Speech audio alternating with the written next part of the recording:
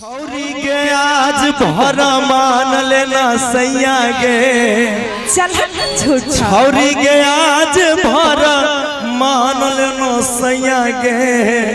छोरा रे भाग भाग जाग गेलो मैया रे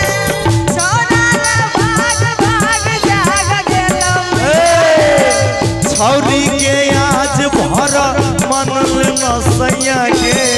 छौरी के आज भर मान लेना सैया गे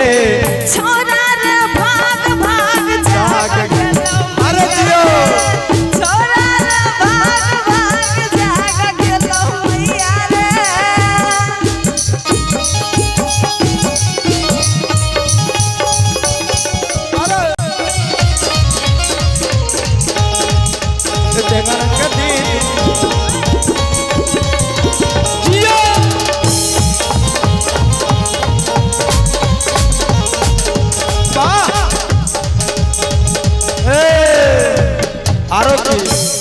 छौरी के कर कुछो भाग के उपैया गे जोन कोड़िया धरे नहीं ताई कुटई भी छौरी के देखो धरा गलिए ती उहेन उपाय लगे तो कोनो जाके रास्ता उस्ता है कहे नहीं रास्ता छौरी के कर कुछो भाग के उपैया गे सुन मनुआ रे भाग भाग जाग गेलो मैया रे मनुआ रे भाग भाग जाग गेलो मैया रे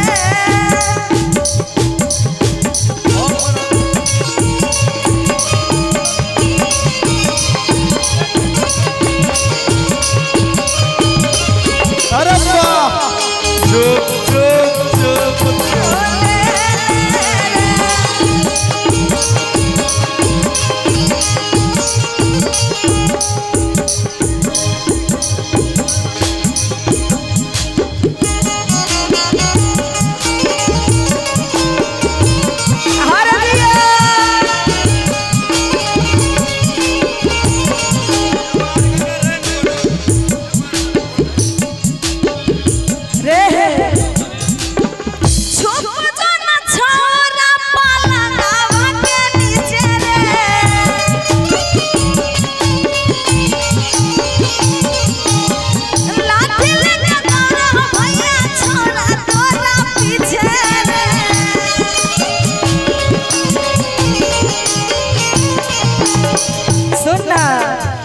बोल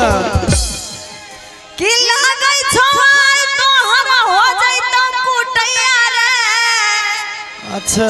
बोलाए के कुटबाबै छै हाय कुटा जे भी बाबू कि लागै छवाई तो हम हो जइतो कुटैया रे हां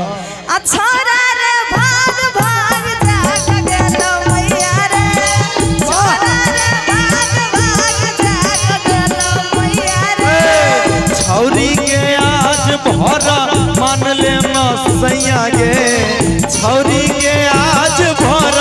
मान लेना सैया गे छोरा रे भाग भाग जाग गेलो मैया रे अरे वाह छोरा रे भाग भाग जाग गेलो मैया रे हमर दिला बजारे होने धुआई बोनै कार बुझाई बोनै कार हो हमर दिला बलहरे होने बुझाई बोनै कार बुझाई बोनै कार हो कबने कलम से भगिया लिखल हो विधाता कबने कलम से भगिया लिखल हो ए उषा जी हाँ जी।